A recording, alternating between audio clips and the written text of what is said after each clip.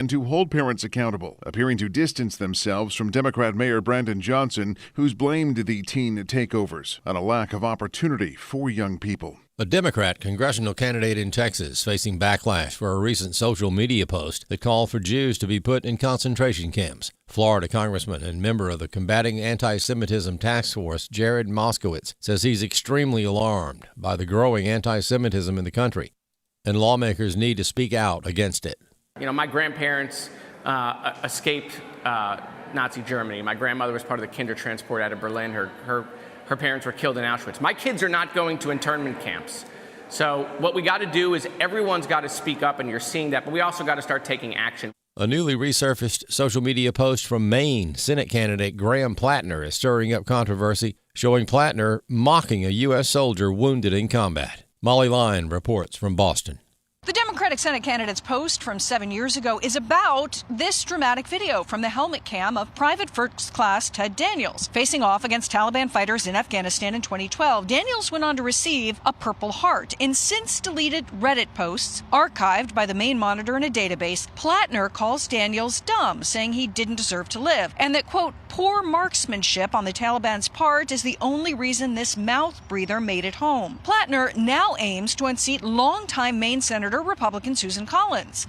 Still not much change in the number of people signing up for unemployment. Despite reports of large layoffs by tech companies, the number of people applying for unemployment benefits for the first time remains little changed. New claims declined by 3,000 last week to 209,000. Continuing claims, those remaining on benefits, rose by 6,000 to 1.78 million in the week ending May 9th.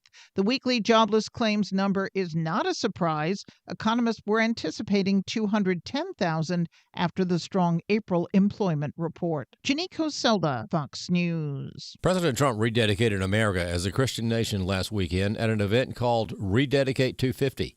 Steve Jordahl reports that except for the intervention of an American Family Radio host, it might have had a completely different tone. Thousands gathered on the National Mall last Sunday, called to prayer there by President Trump so he could rededicate America as a Christian nation. The president played a video of himself reading 2 Chronicles 7:14. If my people, which are called by my name, shall humble themselves and pray and seek my face and turn from their wicked ways, then will I hear from heaven and will forgive their sin and will heal their land. AFA's Sandy Rios had a hand in planning the gathering and said it was going to be an interfaith event, including imams and leaders of other faiths.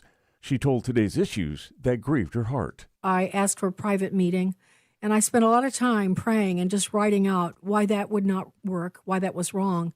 We are celebrating America's birthday and history. Her prayers were answered, and only Christian and Jewish clergy were invited, reflecting the true history of America. When President Trump was reading that passage from 2 Chronicles, it was that whole chapter, most of it. It gets into, and if you follow foreign gods, if you follow foreign gods, I will not bless you. And President Trump read that with his own lips. Because they forsook the Lord God of their fathers, which brought them forth out of the land of Egypt, and laid hold on other gods, and worshipped them and served them. Therefore has he brought all this evil upon them. I'm Steve Jordahl. There's more online at afn.net and on the AFN mobile app. I'm Rusty Pugh. The American Family Association's mission is to inform, equip, and activate individuals to strengthen the moral foundations of our culture. Our goal is to be a leading organization in biblical worldview training for cultural transformation. We stand on the biblical truth that all human beings, including the unborn, are created in the image of God and are endowed by Him with the right to life, liberty, and the pursuit of happiness. Thank you for standing with the American Family Association. Welcome to Today's Issues, offering a Christian response to the issues of the day. Here's your host, Tim Wildmon, President of the American Family Association.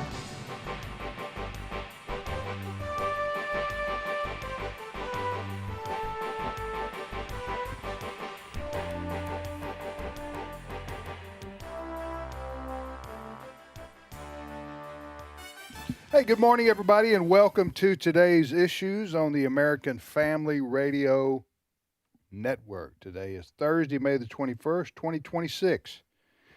And in studio with me, I have three wise men. Well, well, we're not close to Christmas, but it sounded right. Three wise men or three blind mice. There's all kind of threes out there that I could use to describe three men in this room, but I won't. That would be inappropriate. That's right, and you don't have any more you would like to know. Although I have heard you call umpires blind mice. Yeah, I've done that before. Only a handful of times. Right, only a handful of times. That's right. All right, I'm Tim with Wesley Wildmon. You just heard Wesley. Fred Jackson. Good morning, Brother Fred. Good morning. And Chris Woodward. Speaking of blind mice, there is a video that appears on Facebook and other social media platforms from time to time where at some minor league baseball game, the organ player played three blind mice after a questionable call, and the ump turns around and throws the organ player out of the game. Are you serious? Yes. Is it? Wait. Is this like a travel ball thing? I'm not sure. I think that it's was like minor league baseball. I think it's a minor league game, yeah. I'm going to look it up and post it. Okay, because so the umpire threw the organ player out for playing three blind mice. Yeah. There's probably an SEC fan out there that would agree with umps being blind. But have you guys They're starting to challenge those calls now? Mm-hmm. Yeah, I want to ask you guys. We got a lot of stuff to talk about here, but I want to bring up something very, very important, and that is umpiring in baseball, which is important to the future of our country. I think. Hey, Fred, I know Wesley knows about this, and Chris probably does, but I'll ask you, since you're more of a hockey, you keep up with hockey more than you do baseball. Mm-hmm. Do you know there's a move in amateur baseball, not professional baseball yet, to have a computer-generated strike zone? Now, let me rephrase that. It's a strike zone that is accurate, that they use for the batter, which takes out the human element of the umpire, really. Huh. So that's being tested. Are you aware of this? No, I wasn't. I think it's fascinating, though.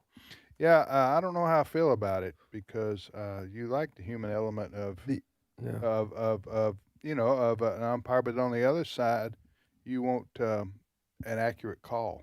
That's why I think the hybrid approach right now has been something I can get behind, which is you got the umpire, he makes the call, and you get 3 challenges per game, and you use them wisely. They're doing this in the SEC baseball tournament. That's what right. you're talking about. And they also do it in minor league currently. In minor league baseball? Yeah, that's where they started it. So they get 3 challenges, and the only 3 players can challenge it: the catcher, the batter, or the pitcher. Those are only 3 that can challenge it, and you have to challenge it within 2 seconds. You have 2 seconds to make the call. That way it doesn't slow down the game. Doesn't slow the game. So something similar is happening in hockey now too. They brought in, if a coach of a team is challenging whether a goal was valid, because a goal can be made invalid if there was an offside or what the goalie was being interfered with. So here's how it works in hockey. If the coach challenges a goal by the other side, if his challenge is proven to be accurate, then the goal isn't allowed. But if the challenge is proven to be false, that team gets a penalty. Yeah. Yeah. But also in hockey, what they've done too is it's almost like government. They have a committee. If there's a questionable call by the referee, there is a committee in Toronto that does the replays from every different angle of the cameras and that sort of thing. And that committee, so the game is stopped. The committee in Toronto looks at all the wherever the game is being played. They go to this committee in Toronto. Okay.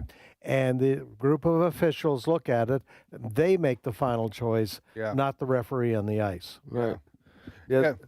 So I think as long as there's a balanced approach to it, what we all don't want, and what most people don't want, and for sure what I don't want, is to look up and you have robots playing the sport. It's probably going to happen. Or you miss out on the interactions with the officials or the umpires or the referees, the interaction they have, the human element is what you said. And one thing that's hard, one thing on that issue is hard to articulate exactly. Some people do, some people can do it, but it's hard to articulate what you would be losing until after you've lost it.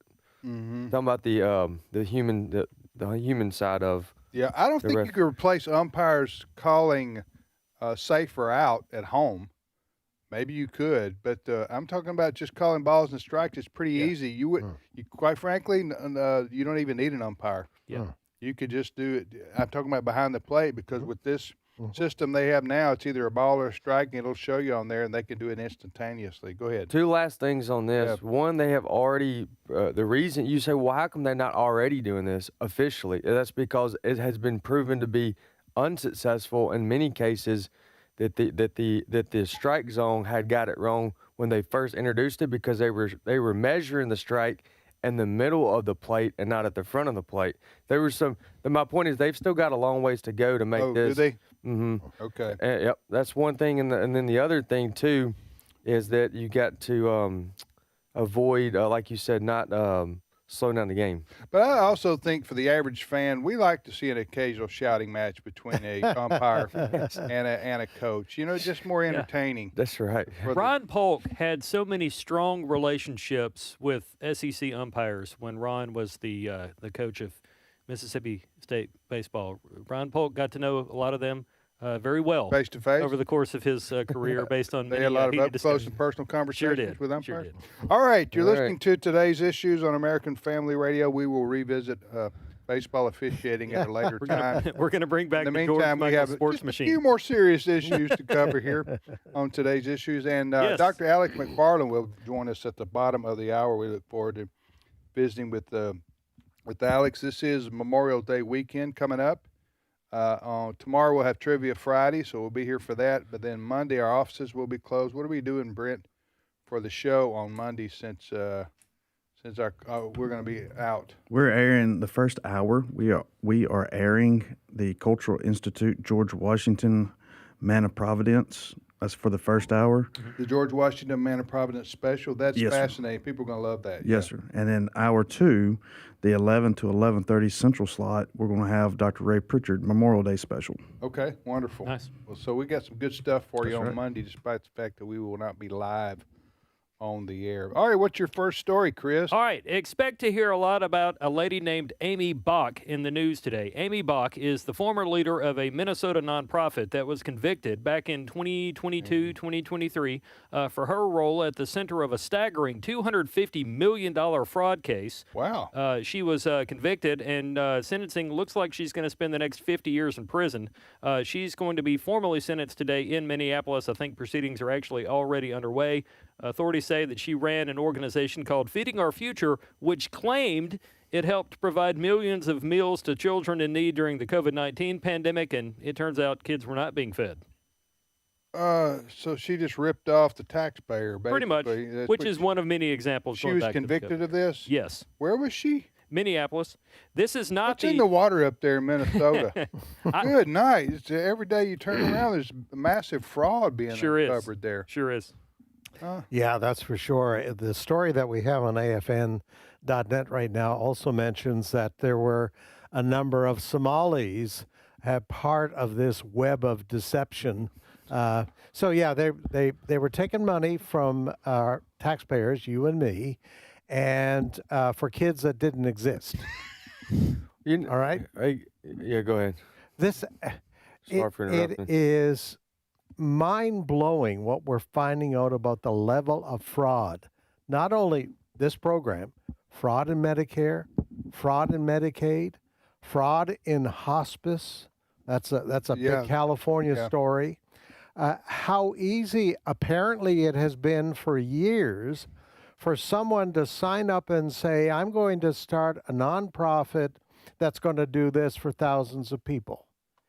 And they just give names. They gave names to the federal government. Phony names. Phony names. stolen Social Security numbers, you name it, and people made millions of dollars. You put yourself in the mind of a criminal trying to take money from the government, 100, 200, maybe $1,000, $2,500. You go, you could probably get away with that. You could find a way. $250 million. That this woman was responsible for stealing? Yes, and now, she was convicted. I just want to make she sure was. this isn't alleged. Correct. She's been sentenced to prison. What was her name? And again, real quickly, what was her guise? Yeah. What was she doing this? What was her? What would you call it? Okay. What was her charade? Yeah. Amy Bach is her name, and she ran an organization called Feeding Our Future, which claimed it helped provide millions of meals to children in need during the COVID pandemic. This is a Minnesota nonprofit, or was. You don't think you're going to get caught doing that? 200. Well, I think what happened, this happened during the COVID pandemic, and the federal government was just signing checks left and right. They weren't checking anything. Handing out money all over the place. Yeah, just throwing that money out there. And a lot of people have been now. There's probably a lot more fraud that was yet to be uncovered or will never be uncovered. But we've seen these stories in the last year or two how people have been busted for the COVID-19. They applied for money from the federal government. As you're right, Fred, we all remember the federal government was handing out a lot of money. Mm-hmm. And so a lot of people applied under phony pretenses, as this woman did in Minnesota.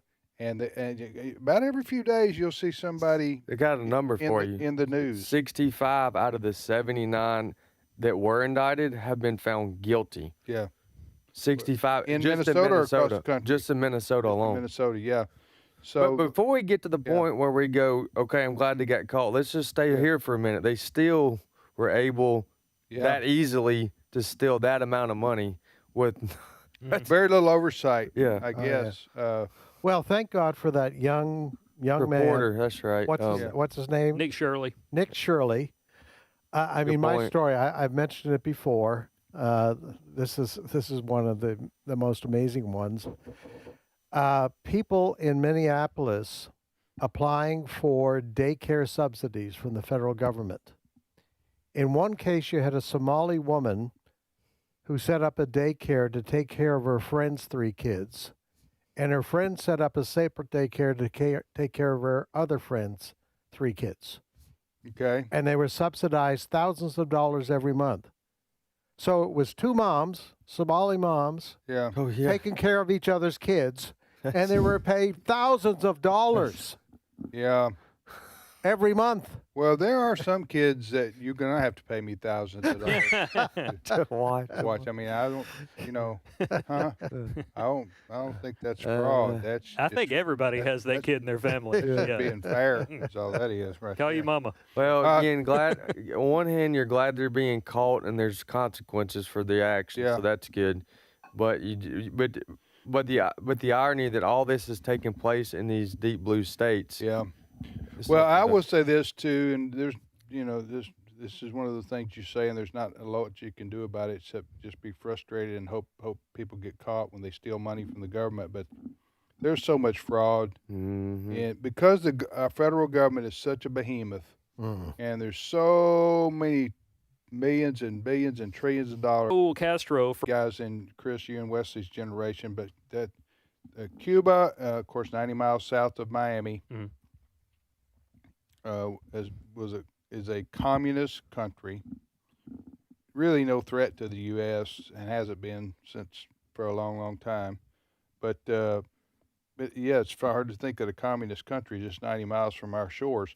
But this Castro is a name everybody's familiar with. The brother of Fidel. Fidel Castro ruled with an iron fist over the country of Cuba for a long time. Well, when he died, his brother took over, and his brother now is 94. But his brother is accused of, you mean shooting down aircraft that had people trying to flee his country on, or how does that? Well, people that had fled the country. Yeah, he called for he called for basically the murder of civilians. What was happening was there was a civilian group that was flying from the United States to Cuba to get people to bring them to freedom. Okay. And we're talking, the planes we're talking about, the U.S. planes we're talking about, were like Cessnas, and they picked these people up. Private planes. Yes, and when in this particular case, when they got over international waters, Cuba sent up fighter jets and shot these planes out of the air. Okay. Route that's what he's being charged with. The guy's 94 years old. Right. So what are you gonna go over there and extradite him like they did Maduro? That was kind of discounted yesterday because of his age. Yeah. No, but I'll tell you what, I watched the live news conference yesterday with the acting Attorney General Blanche down in Miami. There were Cubans there who were crying. Mm-hmm. They said, we have been waiting. We've been waiting for 60 years for some degree of justice here. Okay, I got you. It's Cuba. It's an incredible country. I had the opportunity to go there a few years ago with Trans World Radio. We traveled the whole distance of that island. It's absolutely beautiful. The potential there is incredible. Mountains and I tell you, beaches. It's absolutely gorgeous. It could be a tourist haven. It could be, no question. But it's also an example, and I wish some of our left-wing socialist kids that are being indoctrinated in this country could be taken down there, because it is third world, the economy. People as poor as dirt. Mm-hmm. These socialist communists that took over. And here's the thing with communism, the only people who do well with that are the leaders. Yeah. Everybody else is subject. But they promote communism in the name of helping the poor, economic fairness for everybody, and and helping the poor. Yeah. But actually, it causes more poverty. Absolutely. Yeah. So did you see it? Do they have a lot of 1950s cars? Oh, that's the first thing. We landed in Havana. Yeah. And the first thing you see is the old Chevys, late 50s, early 60s vintage Chevys with diesel engines. Because it was after that we stopped trading with them, right? Exactly. So they started, they no longer get new U.S. cars. Yeah. Well, what happened was the engines go. Right. And they're getting diesel engines from Russia.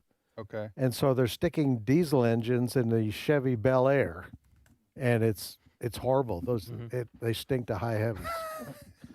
All right, next story, Chris. Well, let's play some audio here from President Trump on Cuba. Many people have been wondering whether or not we're going to get involved, are we going to take it over, are we going to help them go back to being an actual democracy here, that kind of thing. And President Trump has from time to time answered questions on what he sees for the future of Cuba. Here's the latest example of President Trump on Cuba. Clip 4. What's coming next for Cuba?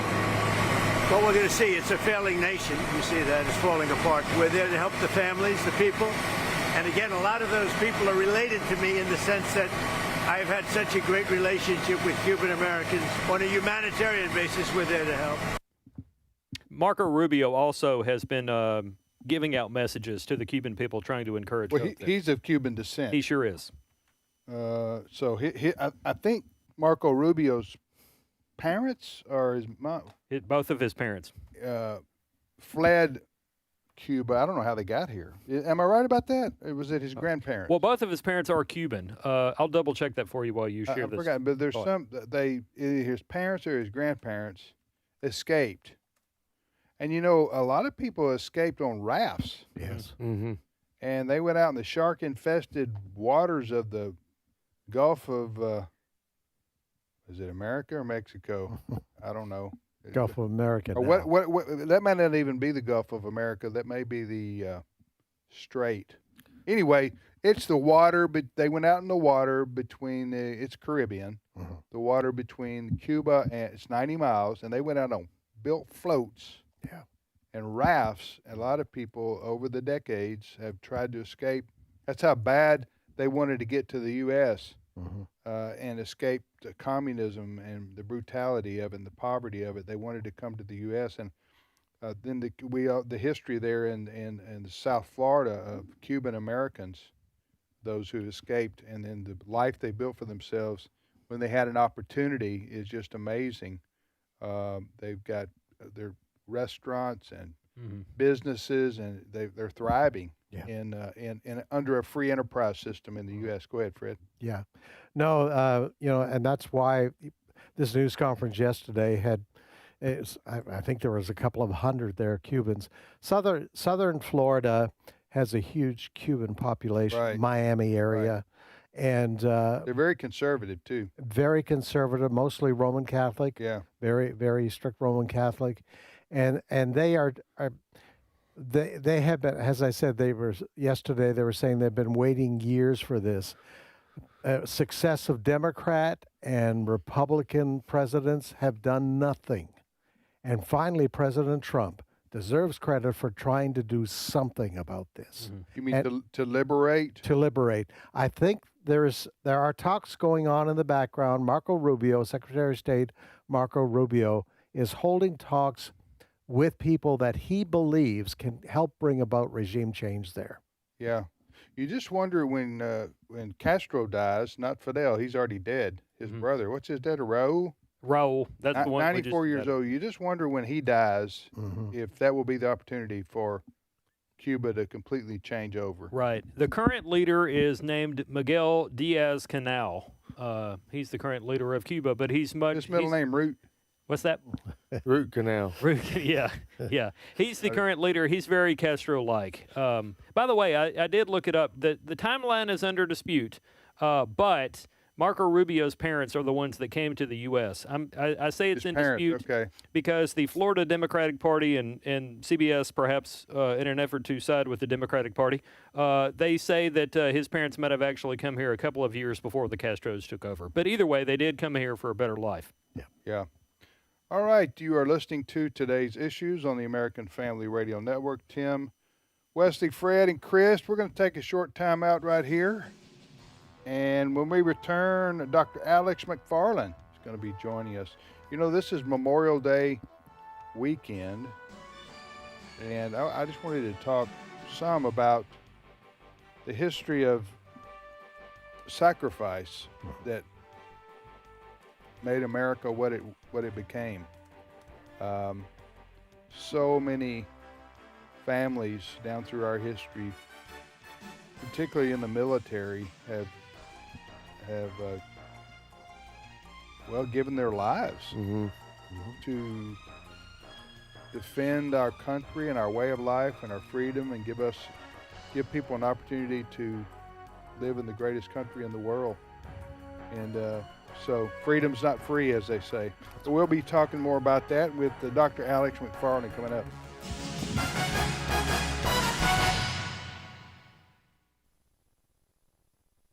It's my turn. Here is your host for My Turn, Don Wildmon. Occasionally one comes across a story that speaks so loudly. There are as many stories as there are people, but they don't all come to the public's notice. One did recently. I'll let the person tell it in his own words. Having suffered a traumatic experience in childhood, he says, I've always had an abhorrence of funerals and dead people. When my dad died, I flew back east for the services. As I viewed his cold, lifeless body in the casket, I felt nothing. That inanimate figure bore no relationship to the Pop, who had always been so happy-go-lucky and full of life. But his strengths were also his weaknesses. His carefree, devil-may-care attitude made life a constant struggle for Mom. Pop was a traveling salesman, but he was much better at traveling than he was at selling. In death, as in life, he left stacks of unpaid bills. When the moment came to close the casket, my heart dropped as I saw Mom lean over and kiss him. Surely she didn't expect me to do that. Then I heard her whisper in his ear, as she had done countless times before when he had left for trips, "Bye, Pops. I'll be seeing you." She was sending him off on his final journey with a promise that she would join him. The writer concluded with these words, "That gesture was a lifetime of education for me. It told me more about Mother's love for Dad than anything I had witnessed in all my years at home. I would not have missed it for the world. You know, there are a lot of folks in this old world who carry signs and shout slogans of love. They get the headlines. And many times, few of them know very little about what they shout. There are others who practice day in and day out what the signs and shouts say. Love causes a person to do many things, nearly all good. Perhaps those who wish to have trial marriages could learn something from the mother and wife mentioned above. Seems as though many of our modern folk have forgotten the for better, for worse in the marriage vows. We've made a terrible mistake in judgment in our country. It is either the elite of society or the rags of the radicals who get the spotlight when love and marriage are mentioned. Perhaps it would help a little to shine a light on people like Mom. For it's that type person who keeps our country together. Those who stick it out through thick and thin. Those who take seriously the vows they take. Those who go on living and loving day in and day out without anybody shouting any hoorays for them. Yes, it is the people whose love is genuine enough to carry them over the tough parts that we're indebted to. You know, love is a 4-letter word, and it covers a multitude of sins and shortcomings. This has been My Turn with Don Wildmon, a production of the American Family Association. Sitting down, Jesus called the 12 and said, "Anyone who wants to be first must be the very last and the servant of all." Mark chapter 9, verse 35. American Family Radio. This is Today's Issues. Email your comments to comments@afr.net. Past broadcasts of Today's Issues are available for listening and viewing in the archive at afr.net. Now, back to more of Today's Issues. Hey, welcome back, everybody, to Today's Issues on the American Family Radio Network. Tim, Wesley, Fred, and Chris. Hey, real quickly, we have got 2 tours planned in 2027 that you might be interested in. One of them, and the tours are back-to-back, and they're in March. One of them is the Footsteps of Paul trip, which Wesley and Walker Wildmon are going to lead. And they follow they just did your first one in March, right? That's right. It's in Greece. That's right. And so that you're going to do another one because that one was very popular with folks. Yep. That's coming up March of 2027. Give me a couple of highlights of the places you'll visit on the Footsteps of Paul trip. Yes. Do you remember? Before I do that, I do want to mention the irony here. I didn't know you were gonna mention that, and I just got a text right before we walked in from a supporter that was with us in Greece. Oh, really? Yeah, and they said, "Good morning, Wesley. Praying that all goes well. Praying that all's going well since we got back home from Greece, and I'm looking forward to going to Italy with y'all next year." Now he said a couple other kind words, but so we've already got several people coming up, and that just got that text as we walked in from a listener.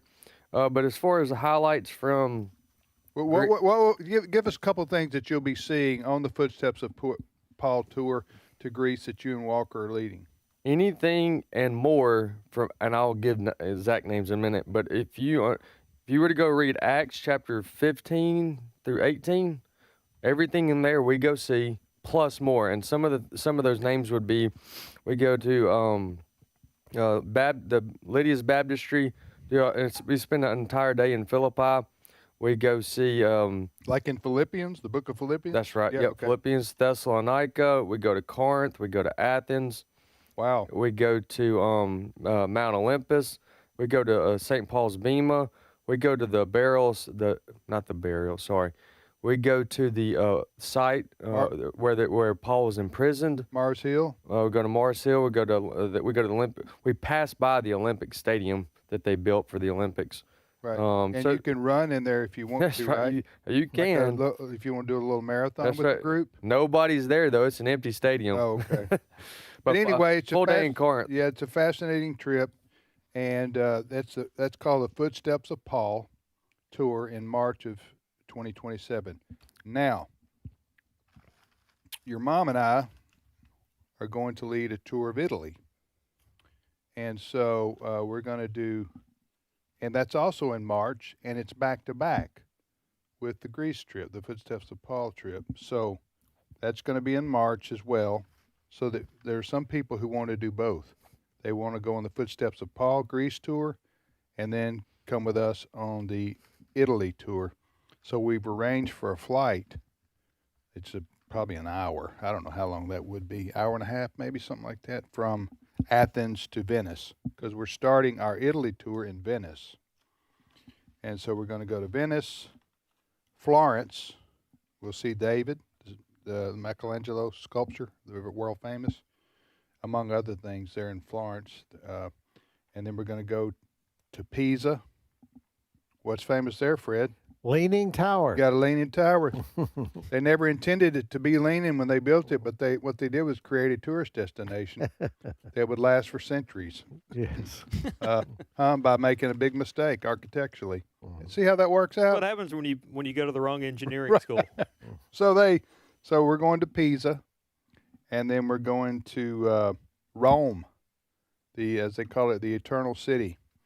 We're going to the catacombs.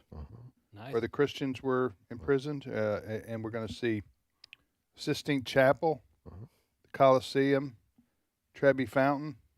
Just so much to see just in Rome alone. So anyway, if either one of those tours, the Greece or the Italy tour, interest you, or you want to go on one of them, the website is tours.afa.net. Mm-hmm. That's right. So tours.afa.net, tours.afa.net. I posted this for you on the Did you? Facebook. Okay, great. So we also link to it on our Today's Issues You can Facebook pay me in page. slices of lasagna. That's it, lasagna. Yeah, we are calling the Italy tour "Make Lasagna Great Again" tour, and we're looking forward to that. So we're definitely going to eat some real Italian food. Make Ed proud. Yeah. Ed Vitagliano there. That's where his family. Actually, Ed's mom was Greek, and his dad was Italian. Yep. So he's got the best of both food worlds right there. He can eat a gyro for lunch and have lasagna for dinner. Doesn't get any better than that on earth, I'm going to tell you right there. I'm eating spaghetti today, leftovers. Spaghetti? Yeah. Good spaghetti with good meat sauce is good too. I know that sometimes you get asked for spaghetti and they say, do you want meat sauce or what's the red stuff they put on there? Marinara. And I'm just offended by that. I just tell the people, how do you want spaghetti and not want meat sauce? Right. Or some people want meatballs, but just to put marinara, that's only half of what you need. That's right. On real spaghetti. Which is why it's not real spaghetti, but go ahead. That's right. No, that's a good point. So I just wanted to point that out. You're listening to Today's Issues on AFR. Again, that website for more information on the 2027 tours. And they do cost money, and they ain't cheap. Neither is gas. Right. So I'll just warn you there. I just warn you there. If you want sticker shock, you're going to go there and you're going to go, good night. Some people are going to say that. Other people know, hey, things are going up and the cost of travel is going up. But as they say, you only live once, and if you got a bucket list and you got the money to go, I would go see the world, some of the world anyway, because there's a lot of fascinating things to experience. And our tours are best. We stress Christian heritage and Christian history, although we do see a lot of things that are just cultural. Yeah. The Leaning Tower of Pisa has very little spiritual significance, but it's fun to go to, right? Yeah. And let's be honest, food is spiritual for a lot of people. Amen. It's a spiritual experience, so you got that too. Say it louder for the Baptist. All right. Okay. I don't know. We're going to have casseroles over there, like you Baptist people do, but we'll have something similar. That's a Baptist baby's first solid food is a casserole. Casserole, some kind of casserole. All right, tours.afa.net. Joining us now is our good friend Dr. Alex McFarland, co-host of Exploring the Word, each afternoon here on American Family Radio from 3 o'clock to 4 o'clock Central Time, when he and Brother Bert Harper dive into the Holy Bible, and they explain it to you for those who are looking for a live on-air Bible study. Exploring the Word is excellent. Good morning to you, Alex. Good morning, everybody. Have you been to Greece or Italy before? No, and I really want to go because I want to go to Mars Hill. But why do you want to go to Mars Hill? Well, in Acts 17, the Apostle Paul went up there and he did some apologetics-based evangelism, didn't he? Mm-hmm. He did, and we got to go. We got to go there. I remember that. Very That's vividly. on the Acropolis, right? Acropolis, that's right. There, the Mars Hill is right below it, about 100 yards. You can see it from the top, and at night it's even more. We went to see it at night and in daylight. So during our free time, you can see it from your hotel, or good. It's beautiful. The Acropolis, the Parthenon, is built on top of the Acropolis. The Acropolis is the quote mountain or the hill, That's right? Yep. And then Mars Hill is a part of that. I right. got you. I have been there. Do remember that? Like I said, Acts chapter 15 through 18. We every stop. Yep, and we do it in that. We do it in pretty much that order. Yeah. So Corinthians, Thessalonians, and Philippians, Athens. Wow. All right. So Alex, wanted to talk to you for just a minute. I know you're a student of history too, and American history. We will be celebrating in our country Memorial Day on Monday, and for a lot of people, they won't even think about what the nature of the holiday is about. But it just kicks off summer for a lot of people, and barbecue and swimming pools and beach time and vacations and schools out and all that, and that's all wonderful. It's part of Americana. But the main reason we have Monday as a federal holiday is because we want to remember. And Fred, I'm sure you guys have something similar like that in Canada, right? Last Monday of this week. Okay. It's called Victoria Day. Victoria Day. But it's the same idea, honoring those who've fallen in service of the homeland. Yeah, Canada. Actually in Canada it's done Remembrance Day, November the 11th. Okay. Yeah, that's one. All right. So what do you want to say, Alex, about Memorial Day? Oh, wow. Well, for one thing, Tim, I want to commend you for bringing this up. This is most appropriate. And y'all know I love America. I'm very patriotic. And Memorial Day, I just want to challenge everybody to reflect and think and pray for the people that have given their lives to bequeath us freedom. The Memorial Day has been going on, I think, since about 1868. But Tim, I read that in our history from the Revolutionary period up through the present day, 647,000 service members have died in combat and some in non-combat. But does that include the Civil War or not? Do you know? I believe it's every war and conflict since the American Revolution. Okay. I mean, 647,000 people that have given their lives for freedom, for the United States of America. Well, excuse me for interrupting you, but 400,000 just the Civil World War War. II alone. Yeah. Oh, it's just unbelievable. And, I got to say this.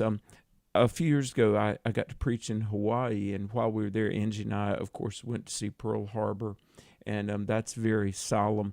But we went to the National Memorial, the Cemetery of the Pacific, and many listeners probably have been there. And I was walking along, looking at all the hundreds and hundreds of graves of servicemen and women, and then there's this monument, and it says, "In memory of those known only to God." And, there have been many people that died, and if you've ever gone to, Arlington Cemetery, that's very, meaningful. But then there are those that have died in, battles, and God knows their names, but we really need to be, grateful, because what we have in America, and of course this year is our nation's 250th birthday since the signing of the Declaration of Independence. Honestly, what we have, the freedom the stability relative, although certainly in recent decades, different philosophies have jeopardized that stability. But we are so blessed, and with great blessing comes great responsibility. Yeah. And so this Memorial Day, let's pray and thank God, and then ask, Lord, what can I do for God and country? Absolutely, and we need to remind our children and our grandchildren sometime this weekend. Monday would be the day why we have the holiday. Because they need to understand the sacrifices that were made for our freedom, our liberty, and our way of life. And if you're a youth pastor or a coach or a history teacher, right, now's a good time for you to mention that as well. Absolutely. Any influence you have, because we need to, the further you get away from history, the less people think about it. I mean, it's just the way we are as human beings. And I will say this, I was talking to my uncle the other day. He's 78, soon to be 79. And he was sharing a story that I didn't know about his uncle. And his uncle was in World War II. And a lot of our listeners they're old enough to remember their parents or their parents going through World War II. Mm-hmm. And he was saying that he was 18 years old, his uncle, when he was shipped over to Europe, the European theater, and he served about 2 months, and then he was blown up. And it's buried over there in Europe, because we've all seen the movies about. Well, when you see that opening scene from Saving Private Ryan, yeah, if you've ever seen it, you'll never forget it, and that's probably as close to reality as you can get. And I've been to Normandy too. Let me tell you. Oh, you have been? When you're standing at that cemetery and you're seeing all those white crosses. Yeah. And most of them are Americans. Yes, yeah. I mean that's American soil. Right. Where the cemetery is. That if that doesn't bring you to tears, I don't know what will. I stress that because here was a young man just starting his life, just graduated from high school, boom, dead, and he did it in service of our country. And so you look at, that's why war is such a serious thing, extremely serious thing, and serving in the military, because you could be called on to give your life. Now, you don't sign up and say, hey, I want to die. But I'm talking about people you go into the military and you're going to serve your country, Fred. You're going to be put in harm's way sometimes. Look at our guys right now with the Iran war, and some have died. Yes. And so I'm just saying that the old expression that's cliche now, but still is true, and that is freedom is not free. Look exactly. At we're the greatest free country in all the world. Amen. There's most of the world lives under tyranny. Let's face it. China, communist China, is tyrannical, dictatorship, brutal. You have the Middle East. So much of the Middle East is ruled by Islamic. North Korea, Russia. North Korea, the Islamic theocracy rules much of the Muslim world in the Middle East. You go to Russia. Russia is ruled by Putin. I mean, his henchmen. I mean, yes, the Iron Curtain fell, but it was really replaced with still a dictatorship. Putin's been there forever. So I'm just saying, so much of the world is controlled, doesn't have the freedom that we enjoy. Go ahead, Fred, and then Alex, you comment after that. I tell you, too, I am delighted that the Trump administration came in and brought back instilling some pride again in our military. What happened during the Biden years in our military is and the Obama years. And really. Obama is criminal, especially with Biden going at what they made our military people do during COVID.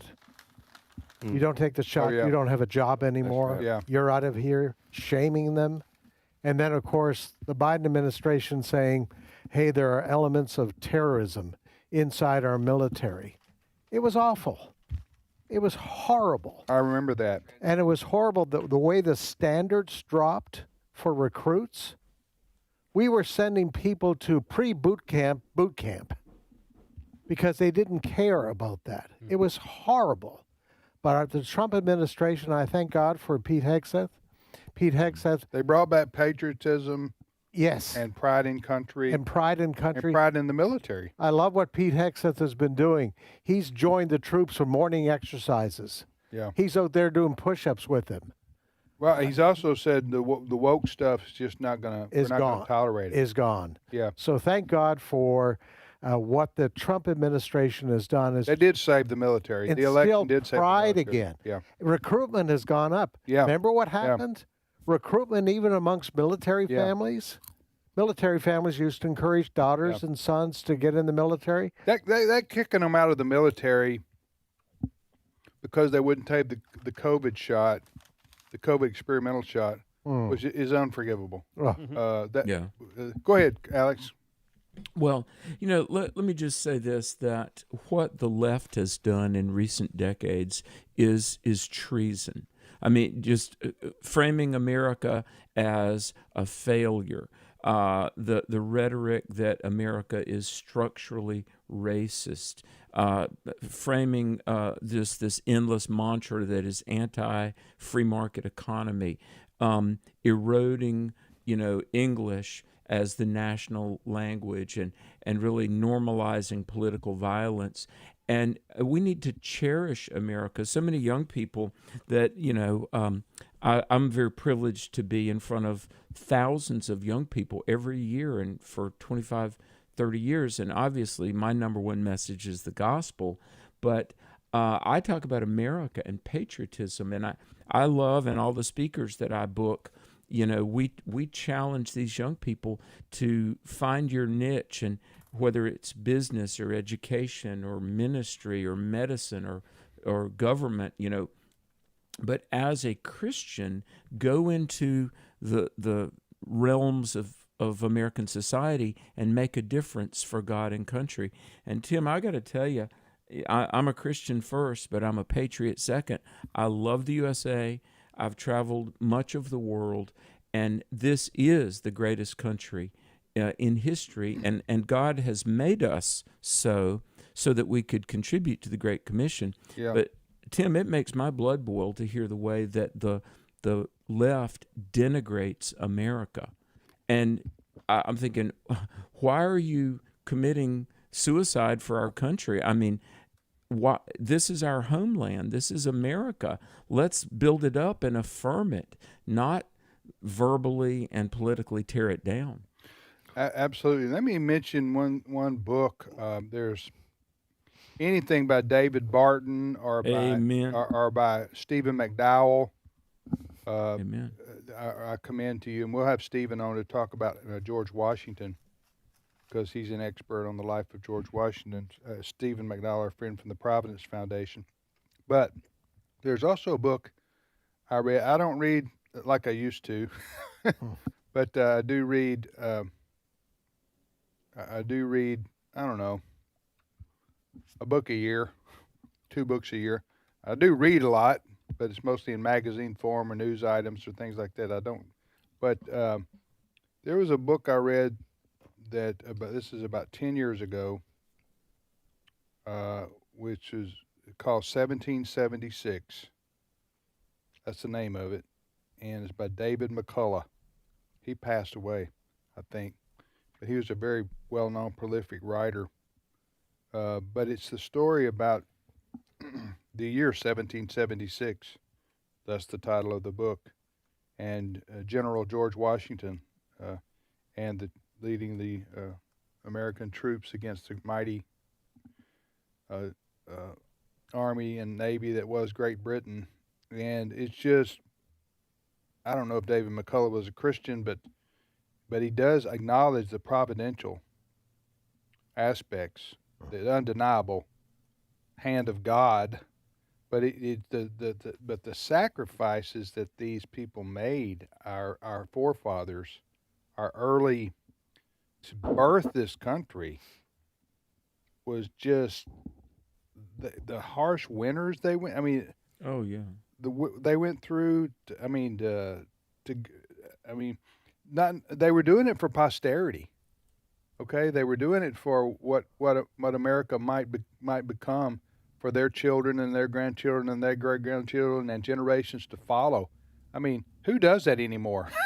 You know what I'm saying? So obviously they wanted to win the war for their own freedom then and there against Great Britain, but really they were fighting for. And you got to remember, what people average lifespan was probably 50 years old back in those days. Talking about in 1776. Anyway, it's a fascinating book.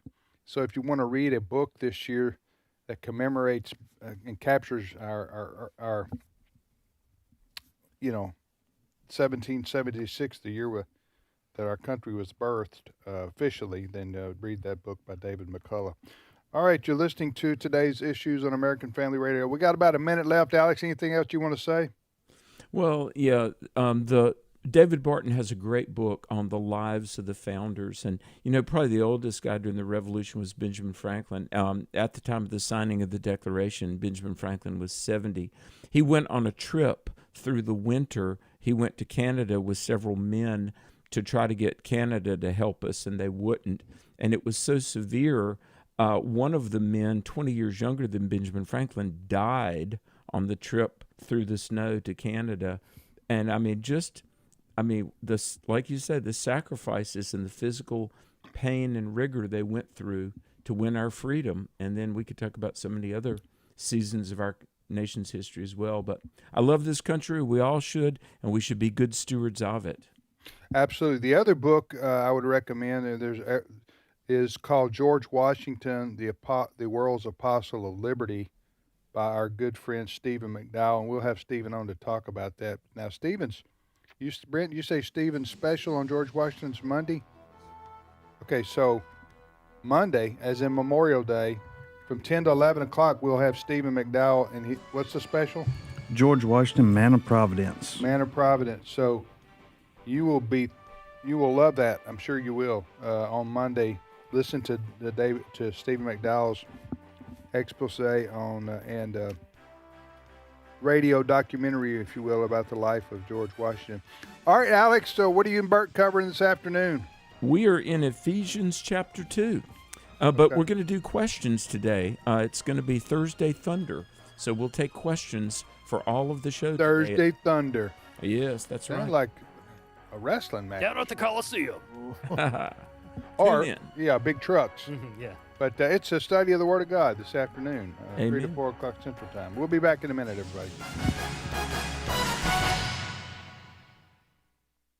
The views and opinions expressed in this broadcast may not necessarily reflect those of the American Family Association or American Family Radio. Faith, family, freedom. American Family Radio. Getting married, starting a family, their eternal values and ideals. These are core values that shaped this country for so long. These are values and ideals that are rooted in Scripture. They're eternal values and ideals. At the Core with Walker Wildman and Rick Green, where culture meets biblical truth. Weekdays at 1 Central on AFR. This is American Family Radio, a listener-supported ministry of the American Family Association.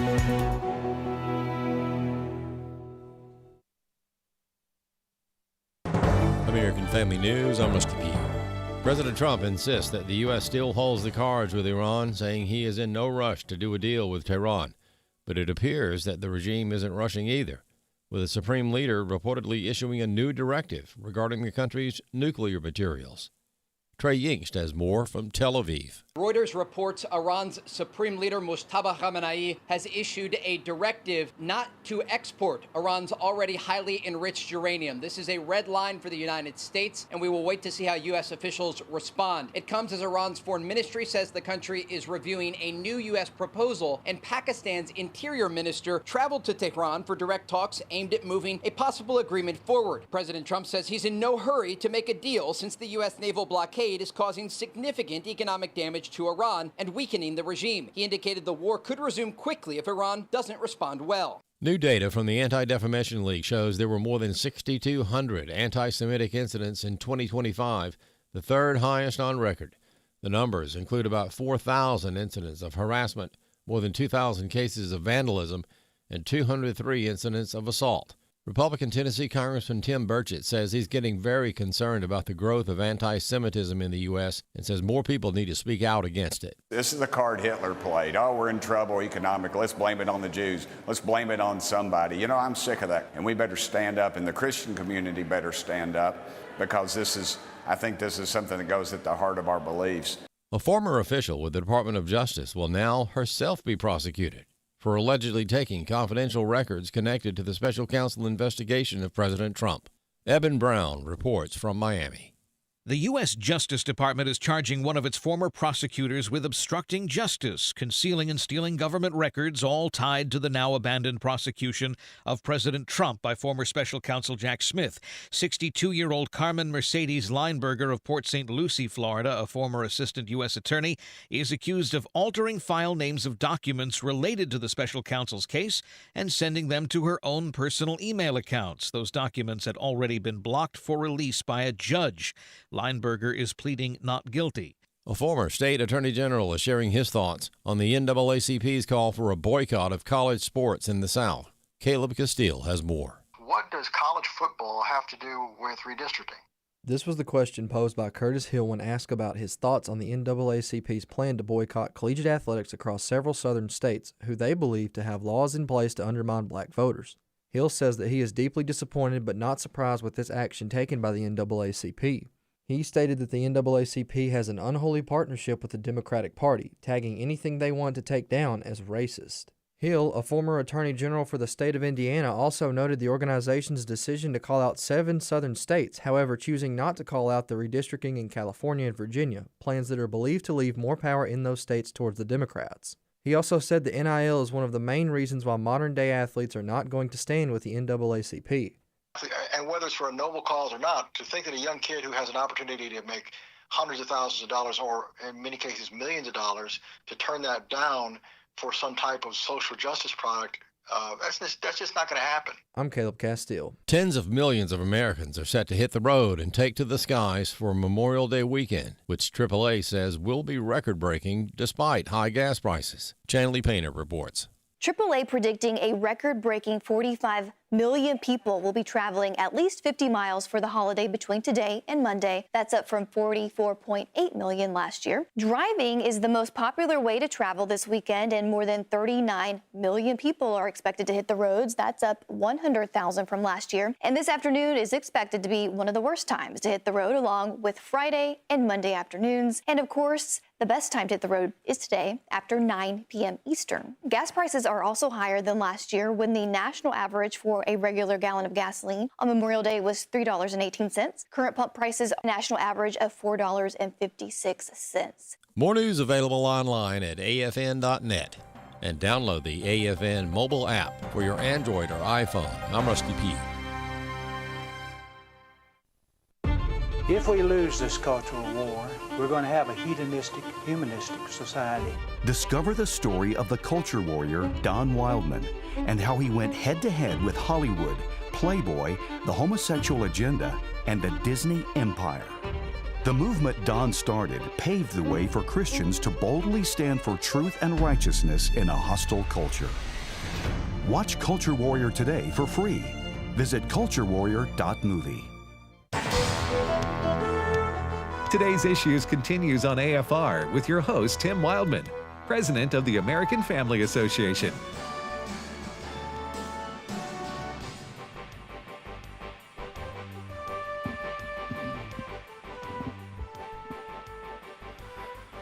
Hey, welcome back, everybody, to today's Issues on the American Family Radio Network.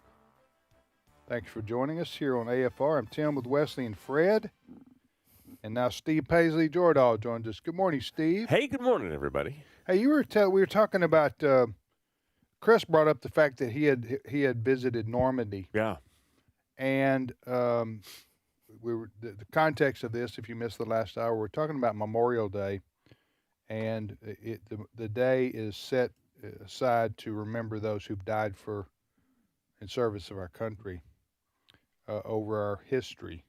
But you were telling me that in France they still do something remarkable. Yeah, the school children in Normandy still every year. One of the grades, one of the projects that they do every year. A school child will go to the American cemetery at Pointe-aux in Colville-sur-Mer, and they will pick out the grave of an American serviceman that died and is buried there.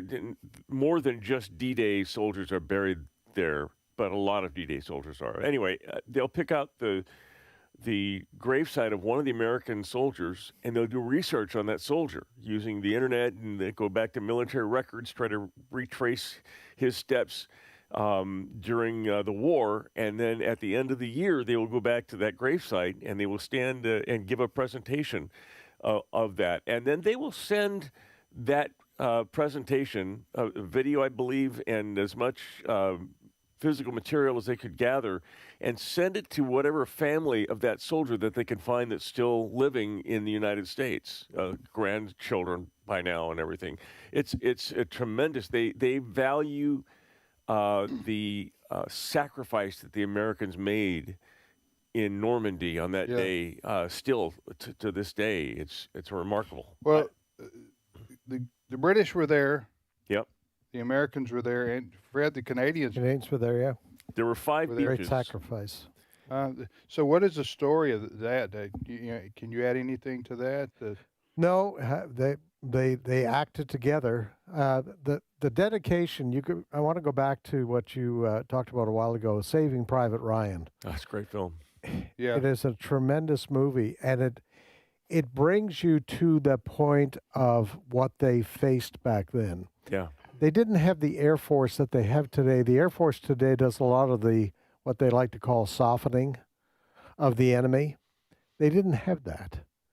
These people got on ships. Those ships were opened up and they went ashore. These soldiers went ashore. Into, as you were just mentioning when we got off the air a few minutes ago, imagine the first ones that came out of those vessels. And they faced that fire from the Germans who were up on that hill. It's hard for us to imagine. Yeah, they probably knew they were going to die, or chances are they would die or be maimed. Yes, because they're the first ones off. Yeah. Somebody's got to go first, and these guys that went first that day. And can you imagine the burden too on? It was Dwight D. Eisenhower, right? Mm-hmm. The Allied forces having to make that call. Yeah. Am I right? I am right, right? Yes. Okay.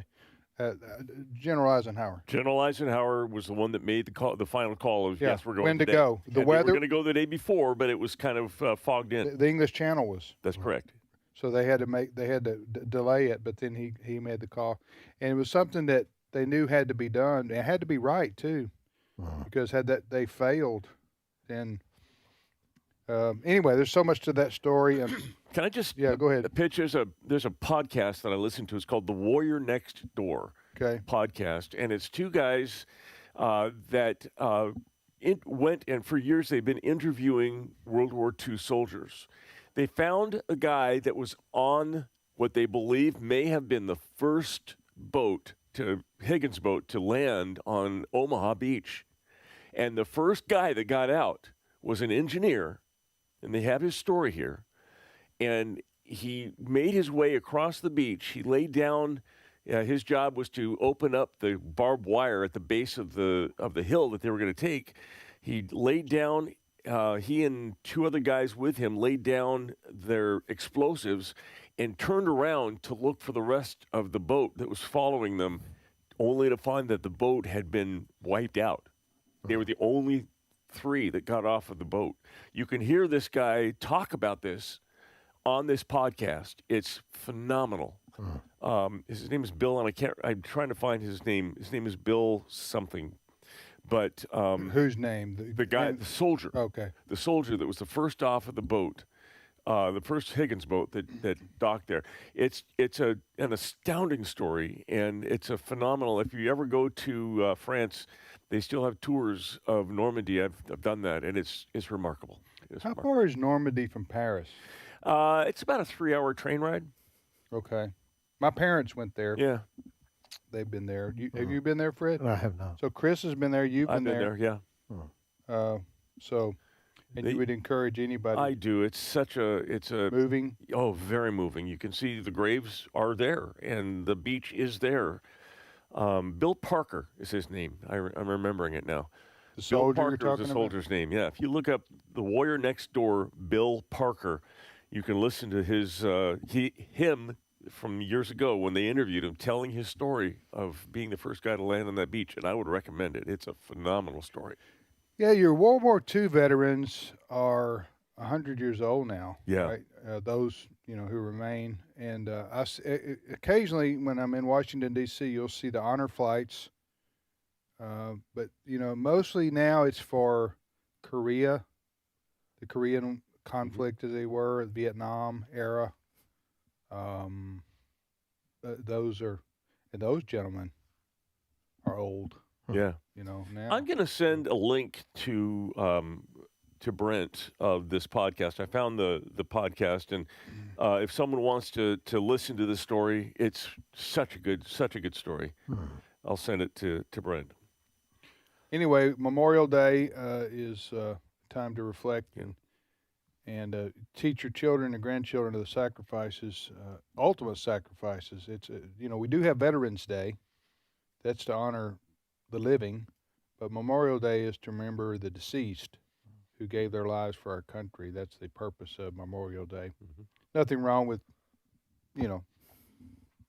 celebrating the military and the sacrifices, but I'm just saying Memorial Day is set aside to remember those who gave the ultimate sacrifice. Absolutely. You're listening to, and as we said here, Alex says over 600,000 have died in service of our country since American Revolutionary War. But think about that, 2/3 of those died in World War II alone. Mm-hmm. So, all right, what's your story, first story? Hey, can I just present an opportunity to you, Tim? Because I know... I'm always looking for an opportunity. What kind of stock are you talking about? Well, it's not stock. This is a job, actually. We've talked so often about the many careers that you had to give up in order to do this. Well, there's a text from Elon Musk. It actually is a very real text. Okay. It says SpaceX is actively hiring world-class engineers/physicists for SpaceX AI. Even if you have zero prior experience in AI, smart humans figure it out fast. Please send an email with 3 bullet points demonstrating evidence of exceptional ability to AI_engineering@SpaceX.com. I'll just leave that with you. Okay. In case you want so to. So Elon's expecting maybe I told him you'd be getting in contact. Listen, I don't doubt that this is up your alley, but you're going to have to give up some golf time. Well, for this, so. Golf time. I got 11 grandchildren. How many grandchildren I got? 11. Yeah, 11. Just checking. I just have to double check. That's an actual tweet from Elon Musk. Yeah, well, I'll get back to him on this. It says even if you have zero prior experience in AI. That's right. So I don't know if that's a good idea. Yeah. I am a world-class physicist. That's what I do. So I got that going for me. A lot of people don't know that because sound like I'm bragging. But yeah, all right. Thank you, Steve. Yeah, you're welcome. You're welcome. I'm always looking for a new opportunity to make a difference, and there you go. Can we talk about parents at Sudbury in Massachusetts, the Sudbury School District? They were not they were having a problem with the school board there because the school board had put in a bunch of curriculum and policies that put LGBTQ policies in place. In other words, they wanted to have boys to have access to restrooms, the locker rooms, and other facilities. They wanted the sports to be gender all LGBT, trans. And so the parents there put together by a vote of 473 to 394, they set up a process of recall. Now, the recall vote has not happened yet. They voted on the process. But from all intentions, it looks like the recall may be successful, and they're going to recall 4 of the school members in liberal Massachusetts. Yeah, I saw that story. What surprised me a little bit, Fred, was that it was in New England. In which is Massachusetts. But I've said this before. You know, even Democrats who have daughters, Yeah. they have got to be appalled by this. Right. They love their daughters. Right. And their daughters in Massachusetts or wherever, California, are being subjected to this. Right. Their daughters aren't getting scholarships because some guy who says he's a Right. girl Right. is allowed to compete against them in whether it's volleyball or baseball or whatever the case may be. So I think there's a rebellion growing even amongst those who might be normally Democrat Party supporters and saying, no, I'm not going to put up to this because I love my daughter and I'm going to protect her.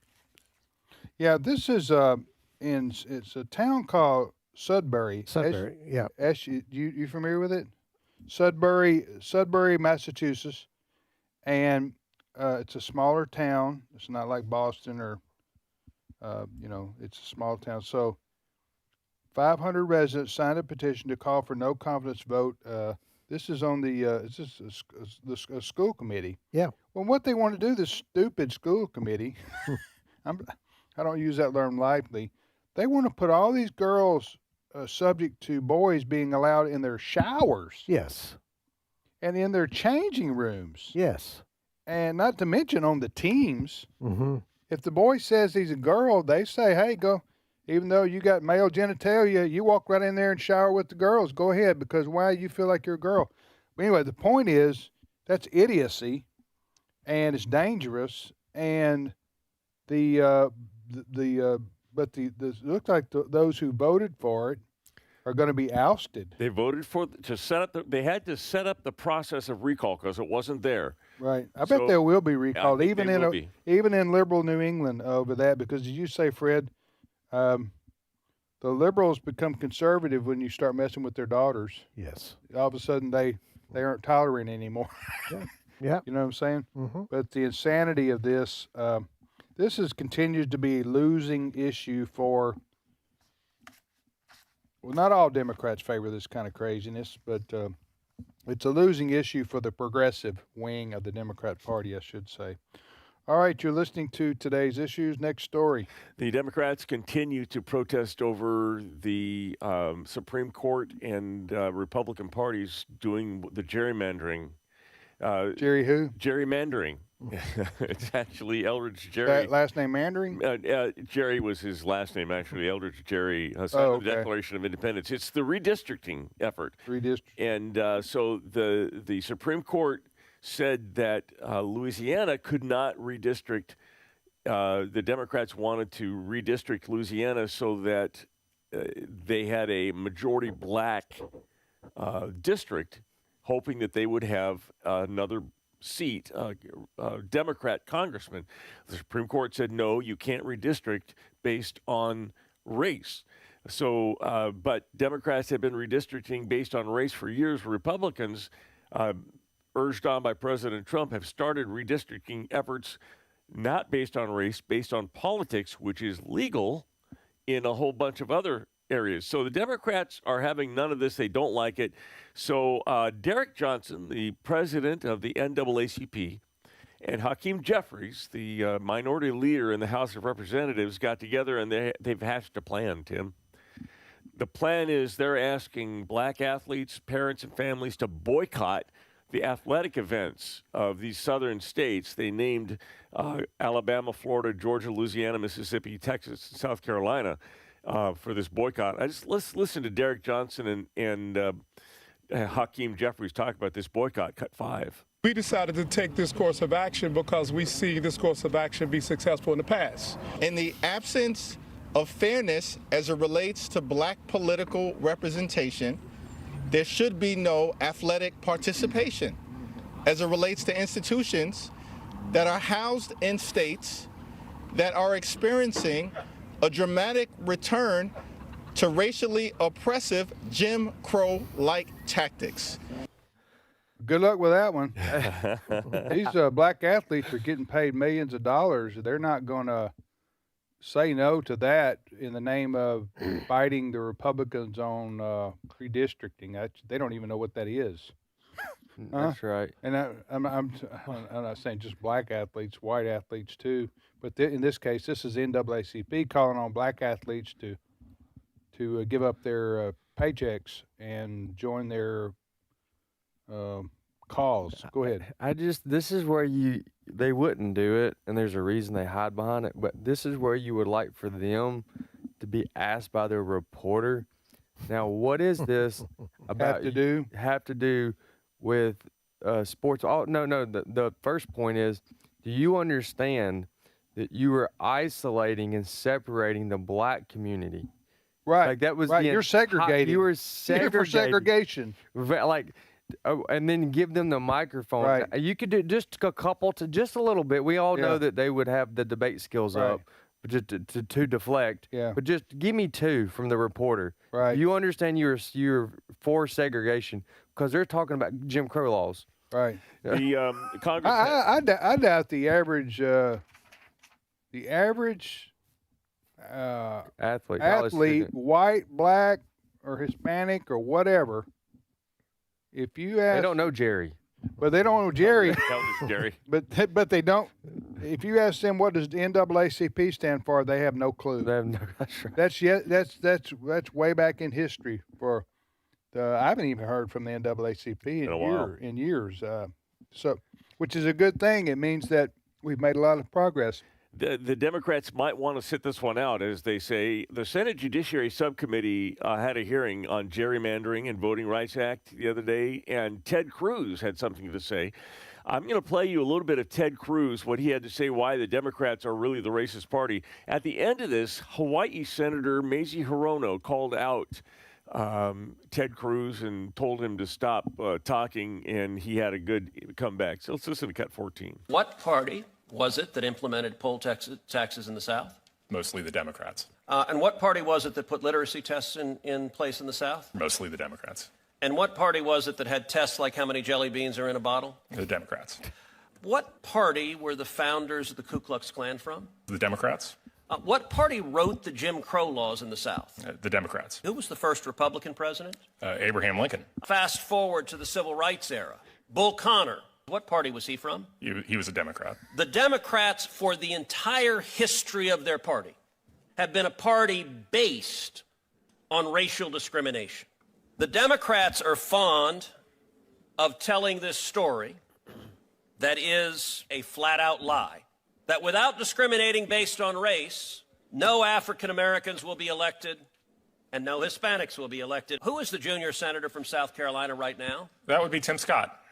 I feel personally aggrieved to sit here and to be lectured by my colleague from Texas.